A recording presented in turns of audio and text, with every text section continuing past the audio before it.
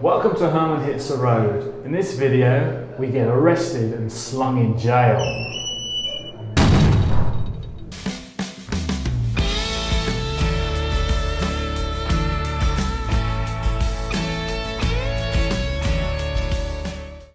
All the time, I tell you. My name's Sergeant Craig. I'm going to be processing you this afternoon. If I ask you any questions at any point, a nice loud yes, Sergeant would be ideal. Am I understood? Yes, yes Sergeant! That wasn't bad. That was all right for this time of day. I will ask the phones and cameras, just keep those out of the way for now. I'll give you a designated time for photography a little bit later on. Put them away. We've got some more important things to take care of. I've got some charge sheets here. They're all based on real people who were arrested and processed in this building in the past. If I give you one, no need to discuss it with anyone, just have a little read, get the story straight in your head, we'll find out what they say soon enough. Sir, I'm presuming it's the usual charge as always. I've got your old card here, I think it's got your fingerprints all over it. You know that one back? There you go. Who else have we got here? Let's have a little look. Oh, he definitely looks guilty. Alright, we'll get the guys to go in first in a single line and then the girls join on the end and follow through. Don't touch anything. Come through this way, guys, first.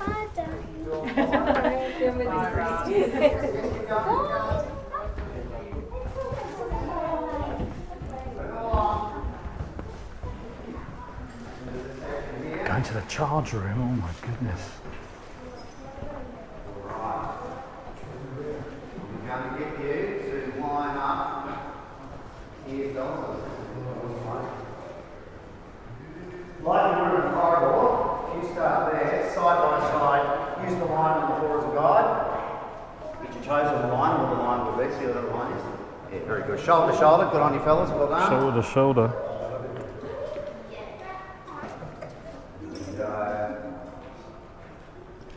Before he looks. Get told off. Another few more years.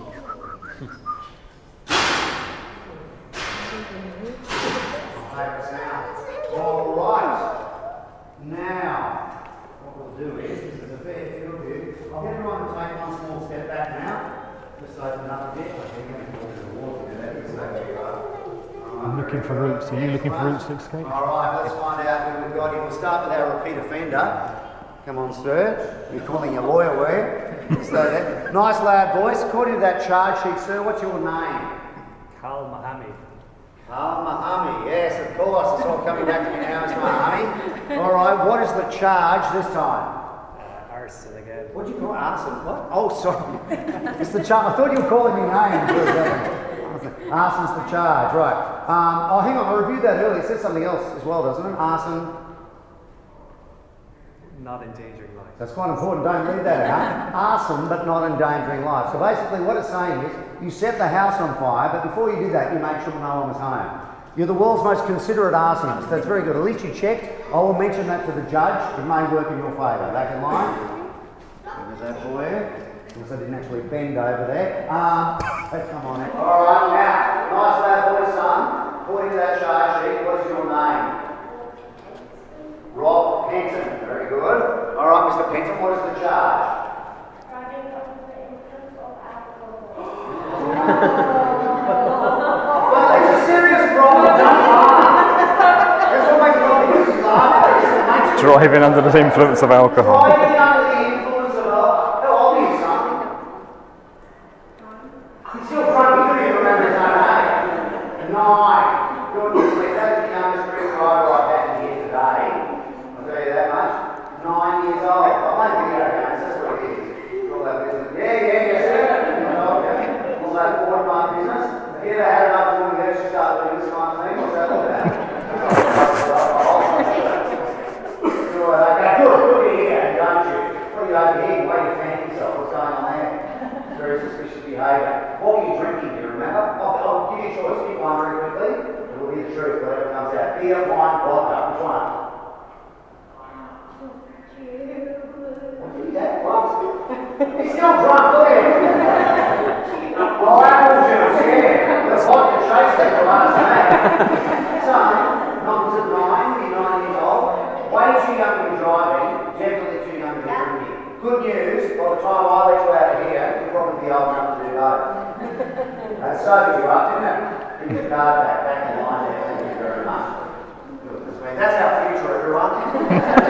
Oh, goodness, here she's here down there, I've had to break the band up. You're going to go into cell number 13, boys. In there, get that on there, fellas. So, all that top half of the line, in you go. In you go. Everyone. I like the way you said and give him first. Very good. No playing with matches, Mr. Mahami. Can you give an eye on people?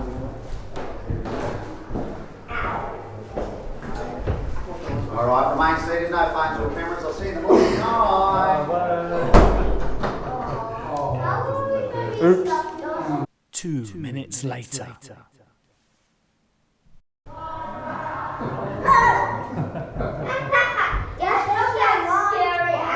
They just turned the lights on. 1 night later.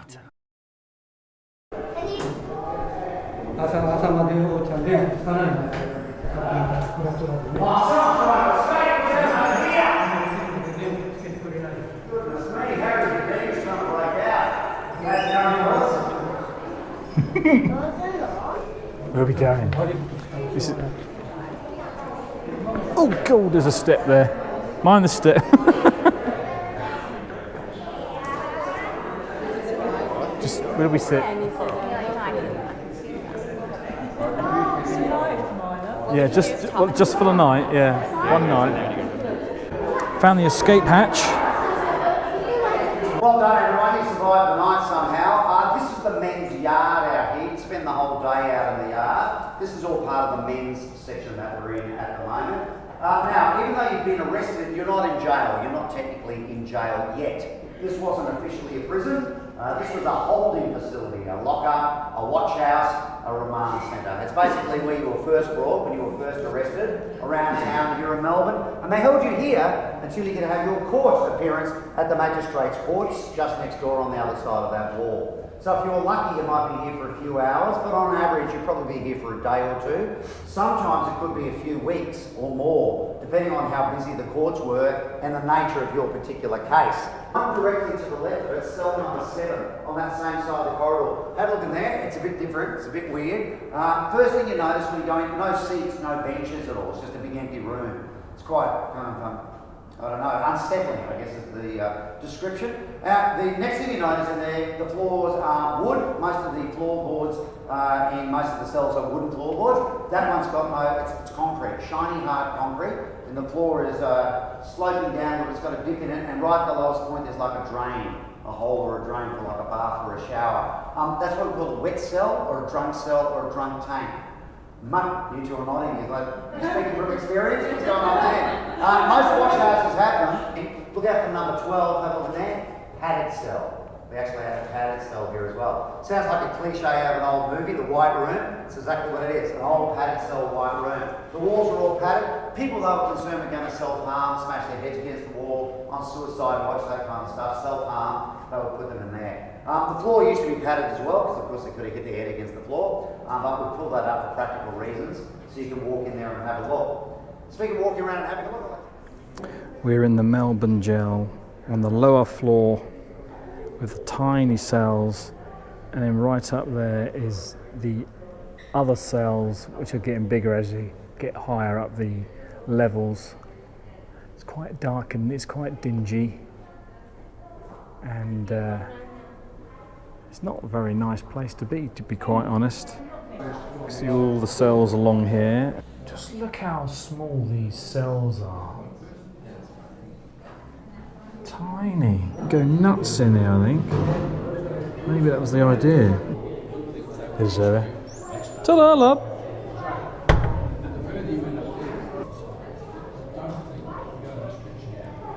Okay, so throughout each one of these cells, or most of the cells, actually have these busts. I'm going to call them busts for now, at the moment, but they're not.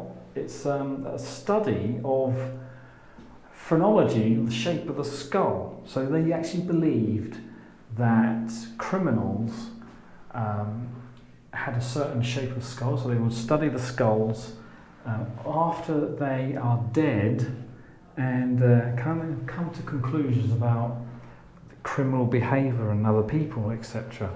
So these, except for this one in the middle, were taken, or would have been taken after the person was actually dead. So they would have hung them and then plaster casted their head and then made moulds out of that plaster cast and then studied it. It's like, it's supposed to be science. It says it here, look. The science of phonology developed in the 18th century and attempted to determine the personality types, intellect and human behaviour. That's just crazy talk, isn't it? That's not science. Now Zoe's shut the door. She's not there. Oh, at least it's not locked. Just to show you how narrow these doors are, look. As cells go, this is tiny. Look at. This is this is a model of what room they had, I suppose. Come back. It's actually in the door of cell 2. Hello? Excuse me? He's not saying much. There's a bit down there. I can just about get through the door actually, but maybe that's because I've been eating too many burgers. Oh goodness, you can have a selfie. Yeah, I'm going to have a selfie, that's right. So this is the last photograph of Ned Kelly. He actually wanted to have his photograph taken so he could give a photograph to all his friends and family. This is a life-size picture, and he's not a ginormous man like everyone thought he was, that everyone thinks he is. He's about 5'9" apparently. No, that's 6 foot. So what we have here is a replica of the armour worn by one of Ned Kelly's gang members, and it's not made out of steel, it's actually made out of fiberglass.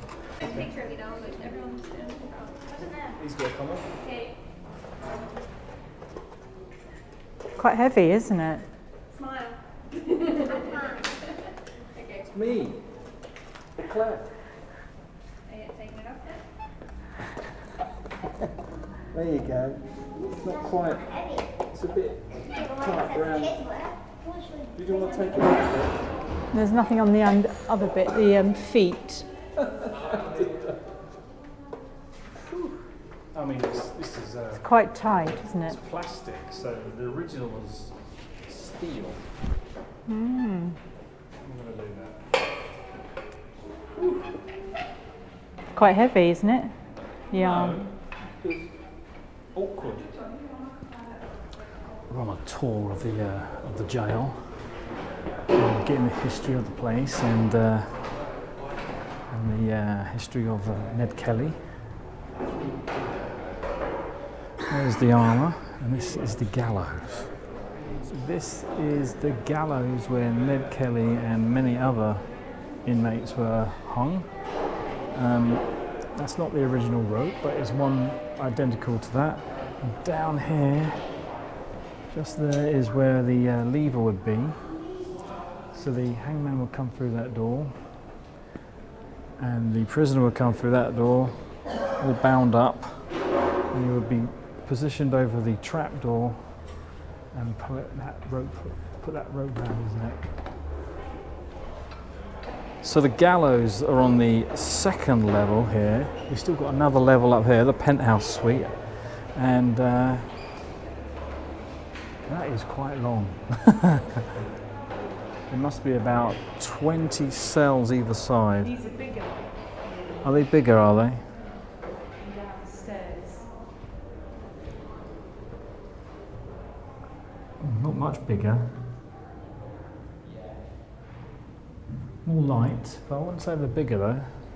So here we have the hangman's box. We have obviously the rope and this cover here and a few straps. Now how that is all put on a person is like this. So the cover is actually the hood. It goes all the way down to their belly. That's so they can't see what's going on and when they're going to pull the lever. The rope obviously goes around their neck, and they've got the straps holding their hands so that they don't try and pull up the rope and stop themselves from hanging. This is the death mask of Ned Kelly, 1880. After Ned Kelly was hanged, his body remained suspended on a rope for 30 minutes. It was then removed by handcart to the dead house. After a post-mortem was conducted, a death mask was made by covering the head with plaster. Who's that? That's a photograph of Ned Kelly. Is it? Yeah, around 1870s. And that is his last gun that he ever used. Okay, now we're climbing the stairs. It's made out of steel. And we're on the penthouse level now. Whoa. Zoe in the back, in the distance. Oh, that gives me the willies. Oh wow, they are a lot bigger. The rooms up here are much, much bigger than the lower two levels. But I think they'll be shared, right? There'll be 5 people in here, 5 convicts. So our tour guide was saying that when a new convict comes into the prison, they'll be led into the lower cells, and then when they're seen to be cooperating and making amends, they'll be moved up into the second floor, which are the cells in there are a little bit bigger, and again, once they've seemed to be cooperating more and being a better convict, then that's when they'll be moved up into this third level. So this is the lashing triangle.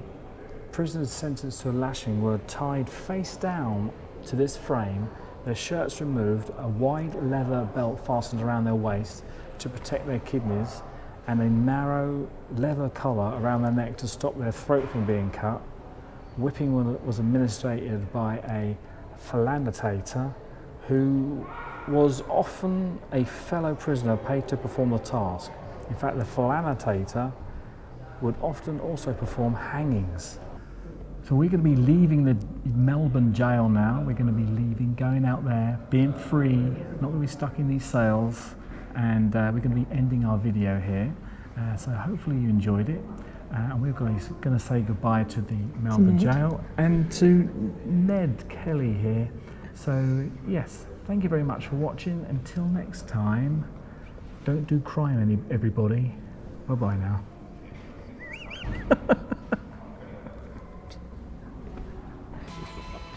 Thanks for watching our video. Give us a thumbs up if you enjoyed, or leave a comment. And don't forget to subscribe for more video updates, or maybe even watch one of our previous videos. Bye bye now.